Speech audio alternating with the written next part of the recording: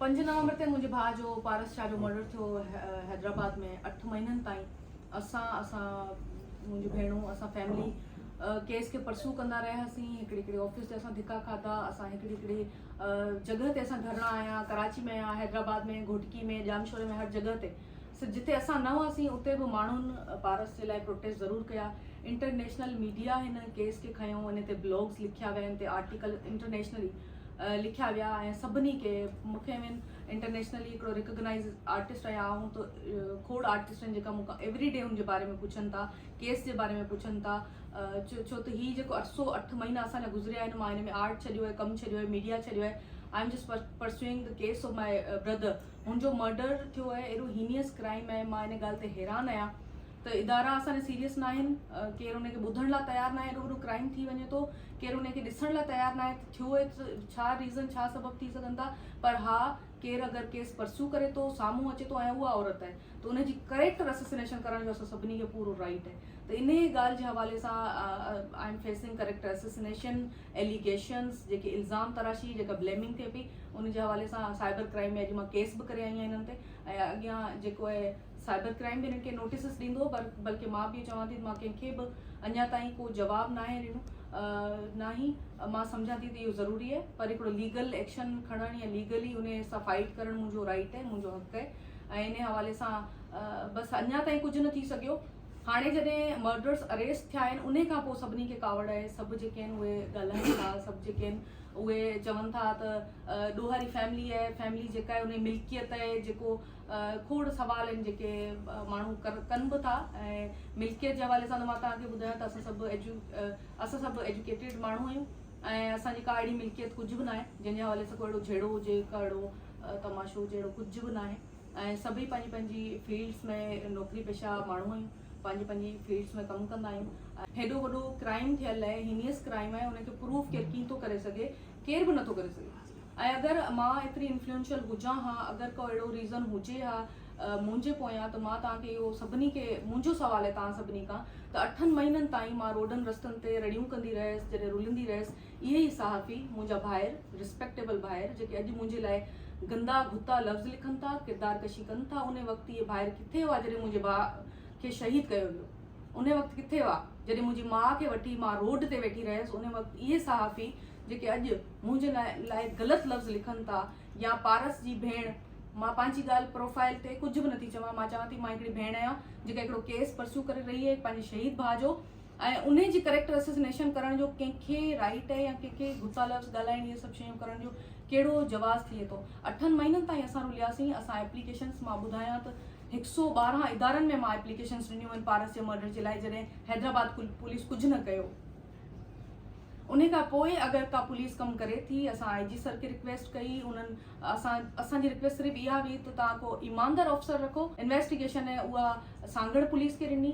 दिया भील जो केस जी ट्रेस थियो, उन जे पोयां बि पोइ का इन्फ्लुएंस हूंदो, पारस जे केस जे पोयां बि इन्फ्लुएंस हूंदो, त इहो चवणु बिल्कुलु फज़ूल आहे। जेके एलिगेशन्स हणो था, अगरि तव्हां वटि उन जा सबूत आहिनि, तव्हां अगरि उहा साबिती ॾेई सघो था ऐं तव्हां उहो कसम खणी शाहिदियुनि सां उहा ॻाल्हि करे सघो था, त कंहिं ते इल्ज़ाम हणो।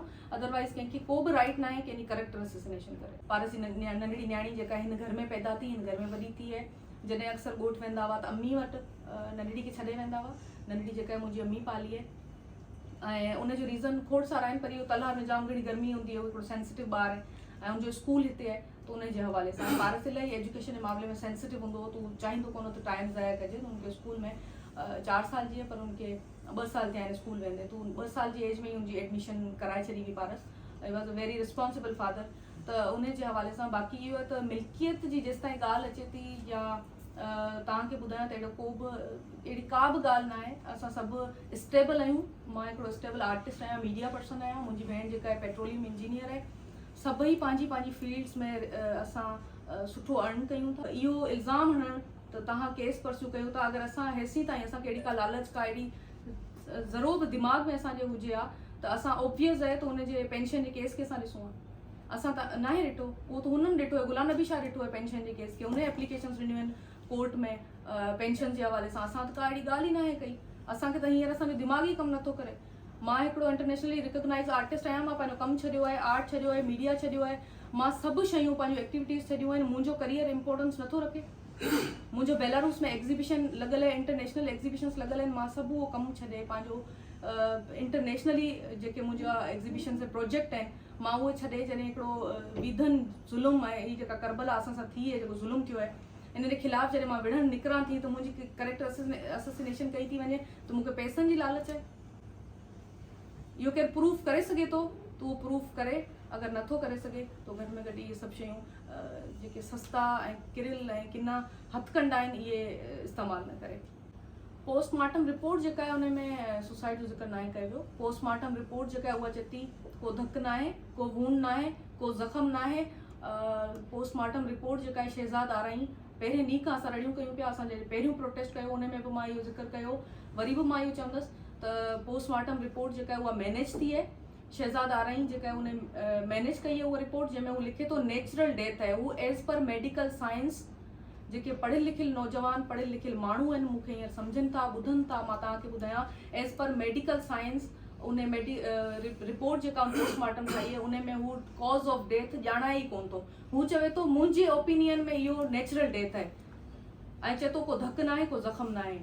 घुसल ॾींदड़ छोकिरो चए थो त मथे में धकु लॻल आहे। शाहिदियूं ॾींदड़ मुंहिंजा भाइर असां सभिनी हुनजी बॉडी खई आहे। असां सभु चऊं था त हुनजे मथे में धकु लॻल आहे। हुनजी जंहिं कपिड़े में खयो उहो कपिड़ो रत थी वियो, हुनजो मथे में हुनखे धकु लॻल आहे। इहो एॾो घर भरियल आहे। इहो रत जेको हुनखे पेपर में शुरूआत खां वठी नथा लिखनि त इहो रत आहे।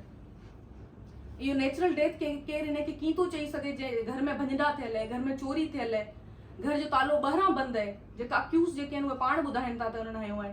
मूं वटि मुंहिंजे भाउ जा वीडियोज़ पिया आहिनि, वॉइस मैसेजिस पिया आहिनि, जंहिंमें हू पाण ॿुधाए थो त मुंहिंजे घर जी चाबी मुंहिंजे साले वटि आहे, दीदार शाह वटि आहे, जेको हींअर अक्यूज़ आहे, जेको हींअर ॿधल आहे। शक त असांखे जिन माण्हुनि ते आहे उहे इहे ई माण्हू आहिनि जेके हींअर ॿधल आहिनि। इसरार शाह आहे जेको ॿधल आहे, दीदार शाह आहे जेको ॿधल आहे। असां चऊं था, इहा रिक्वेस्ट कयां थी मां सभिनी सां त तव्हां पुलिस जो बि साथ ॾियो ऐं हिन इंक्वायरी खे वाइल इन्वेस्टिगेशन केर बि ख़राबु करण जी कोशिशि न करे। ऐं जेके गुलाम नबी शाह ऐं फरज़ाना आहिनि उन्हनि खे अरेस्ट कनि, जेतिरो जल्दी थी सघे उन्हनि खे अरेस्ट कनि त जीअं मुंहिंजे भाउ खे एटलीस्ट जस्टिस मिली सघे। असां उनखे ॿियो कुझु नथा ॾेई सघूं पर जस्टिस ॾेई सघूं था। दीदार फरज़ाना जो भाउ आहे ऐं उहो शुरूआत खां वठी पारस खे ब्लैकमेल कंदो हो, पैसा ॾियण जे हवाले सां। पारस हिननि खे हमेशह फाइनेंशियली सपोर्ट कंदो, पर पैसा न ॾियण तां, कॾहिं मोबाइल तां ब्लैकमेल कंदो, कॾहिं बाइक्स तां, त मूंखे डिफरेंट ऑब्जेक्ट ऐं शयूं खपनि। ऐं पारस जॾहिं पूरी न कंदो त पोइ हिते घर में बि उहो झेड़ो थींदो। ऐं मुंहिंजी मदर मूंसां गॾु उहा बि हिन ॻाल्हि जी गवाह, सभु घर भाती बि आहे, तव्हांखे ॿुधाईंदा सभई। त इहो ई शइ आहे, असांखे उन्हनि ते ई शक आहे। ऐं हिन जा रीज़न्स जेके आहिनि उन्हनि जो टेक्निकल डेटा आहे जेके केरु बि डिनाए नथो करे सघे। उन्हनि जो टेक्निकल डेटा उतां जो कीअं आयो आहे, इहे जेके क्वेश्चन्स आहिनि जॾहिं पहिरीं SSP साहिबु हुते प्रेस कॉन्फ्रेंस कई आहे उन में क्लियर थिया आहिनि त टेक्निकल डेटा जे थ्रू उन्हनि अरेस्ट कयो उन्हनि माण्हुनि खे। ऐं उन खां केरु कीअं थो डिनाए करे सघे त कंहिंजी सेल ID अगरि पारस जे घर जी अचे थी या पारस जे घर जे अंदरि अचे थी त केरु कीअं थो उन शइ खे डिनाए करे सघे। इन्वेस्टिगेशन जा पासा सिर्फ़ु इहे न आहिनि त असांजो मेडिकल आहे, मेडिकल खां अलावा खोड़ शयूं हूंदियूं आहिनि जेके टेस्ट कया वेंदा आहिनि, शयूं हूंदियूं आहिनि, टेक्निकली शयुनि खे ॾिसबो आहे। मोबाइल जी फॉरेंसिक थी आहे त ऑब्वियस उन मां डेटा न मिलंदो। जॾहिं सबूत न हूंदा त केरु बि कंहिंखे कुझु नथो करे सघे। अगरि फरज़ाना ऐं गुलाम नबी शाह उन्हनि कुझु न आहे कयो त उहो अचे, जुडिशरी जेका आहे उनखे फेस करे, हू पाण खे इनोसेंट प्रूफ करे। अगरि हुन कुझु न आहे कयो त असांजो हुन सां को बि कावड़ या झेड़ो कोन्हे, पर असांजो जेको नुक़सानु थियो असांखे उनजो भराओ खपे। ऐं जेका तकलीफ़ असांखे हिन टाइम मुंहिंजी माउ खे आहे, हू न्याणी आहे त मुंहिंजी माउ बि न्याणी आहे, मां बि न्याणी आहियां। असां बि रोडनि ते 8 महीननि ताईं गुज़ारियो आहे ऐं असांजो नुक़सानु थियो, असांजो भाउ वियो आहे।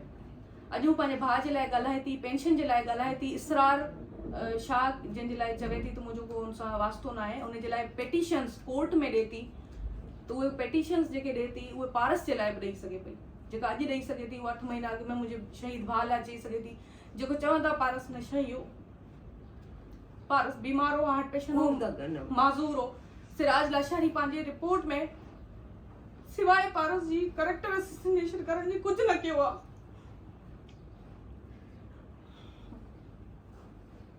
मां हिकिड़ो आम माण्हू आहियां, मूं वटि पारस में मेडिकल फाइल्स पिया आहिनि। मां सिराज लाशानी खे चवां थी अची कोर्ट में प्रूफ करे इहा शइ त मुंहिंजो उहा माज़ूर हो, अची प्रूफ करे त उहा हार्ट पेशेंट हो।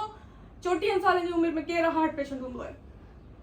प्रूफ करे अची थी या नेचुरल डेथ है शहजादारा ही अची प्रूफ करे हिननि केस शुरूआत खां वठी ख़राब कयो अॼु उन केस में ट्रेस थिया आहिनि जॾहिं माण्हू तॾहिं असां ॾुआरी आहियूं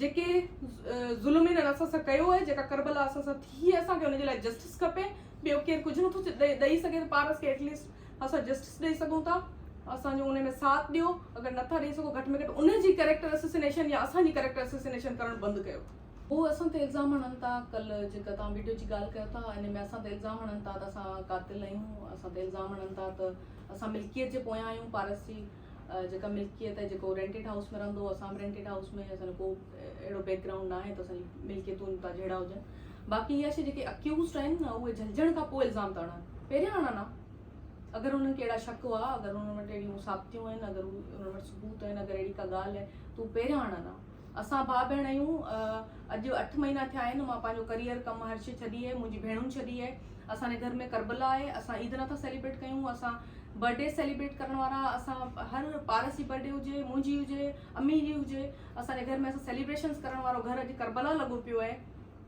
असांजे घर में तॾो लॻो पियो आहे 8 महीननि खां असां पारस जी लाश खे हिते खणी था हलूं पाण सां गॾु त उहे माण्हू जेके अॼु असांखे इल्ज़ाम हणनि था या उहे प्रूफ कनि उहे इल्ज़ाम या उहे प्रूफ कनि त असांजो भाउ हो मूंखे एॾी तकलीफ़ आहे मां तॾहिं ई रोडनि ते निकितल आहियां मुंहिंजी माउ खे एॾी तकलीफ़ बुढ़ापे में मुंहिंजो पीउ छा कयो आहे जेको एडमिट रहे थो मुंहिंजी माउ छा कयो जेका एडमिट रहे थी मुसलसल जंहिंजो पुटु उन्हनि खां अलॻि कयो वियो जुदा कयो वियो शहीद कयो वियो एॾो रतो छाण करे उनखे क़तल कयो वियो जंहिंजा वॉइस मैसेजिस जंहिंजा वीडियोज़ मूं वटि मौजूदु आहिनि उन असां ते वाक़िफ़ 491 जो केसिस कया बल्कि ॿिया बि खोड़ 6-7 केसिस आहिनि जेके मुंहिंजो कंप्लेनेंट भाउ जेको आहे उहो अॼु बि कोर्ट में हेरिंग आहे त उते मुंहुं ॾियणु वियो आहे डिफरेंट केसिस असांखे कया अथनि किरदार कशी मुंहिंजी कनि था त मां चुप करे वेही रहां घर में मुंहिंजे भाउ जे मथां केस कया विया आहिनि मुंहिंजे पीउ जे मथां केस कया विया आहिनि ॿिए भाउ ते केस कया विया आहिनि त उनजो सबबु उनजो रीज़न बेसिक सिर्फ़ु इहो आहे त असां चुप करे घर में वेही रहूं ऐं हिननि खे उहो क़तल बि खपे ऐं हीअ ख़ुशि ज़िंदगी गुज़ारे सघनि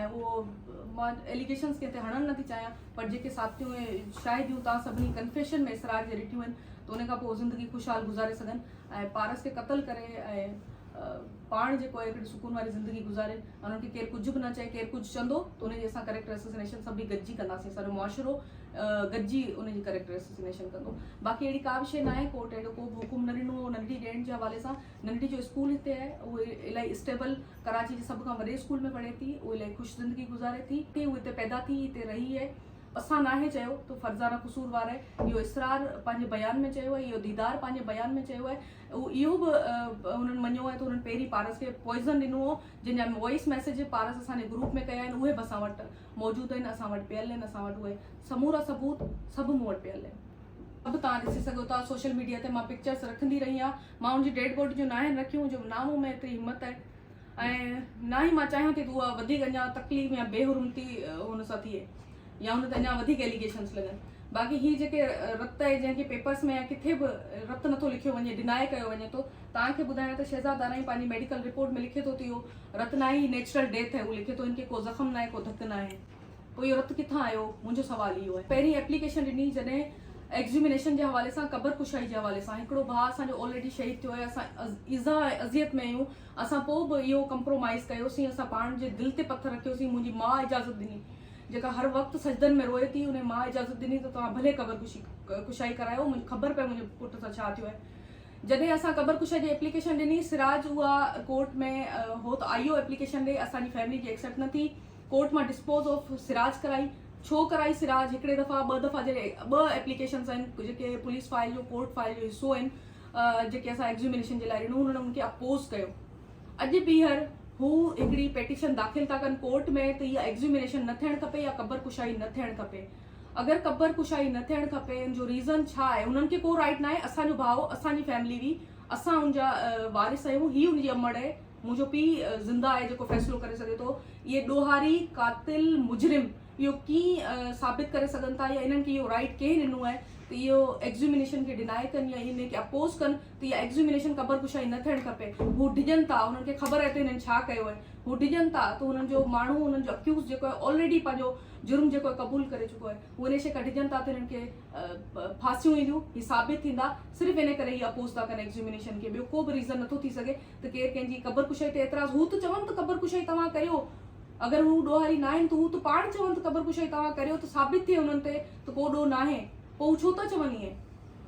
मां ॿुधायो जेकी पारस शाह जे हवाले सां चवनि पिया त हिननि घरां कढी छॾियो, ही तशदुद कंदा हुआ पारस बाबा उहे शाह। त हाणे इल्ज़ाम जाम आहिनि कि मुंहिंजो पुटु मारे ॾिनो, उहो हिकिड़े दफ़े मारे ॾिनो, ऐं ॾींहुं महिल केतिरा दफ़ा मरा। भई पुटु आहे माण्हुनि भरा पंहिंजे माण्हुनि खां पुछे औलाद केतिरो पुटु, औलाद जवान करणु ॾाढो ॾुखियो आहे, ॾाढा सूरनि सां पालिया। मुंहिंजे किरे ॿिए हैदराबाद वठी मुंहिंजो अकेलो करे मूंखे मारे ॾिनो, ऐं इंसाफ़ थी चाहियां, जेको भाउ पुटु जेको बि थी सघे मूंखे इंसाफ़ ॾियारियो, अमीन सां गॾु बीहो, मूंखे इंसाफ़ ॾियारियो, बसि ॿियो कुझु न।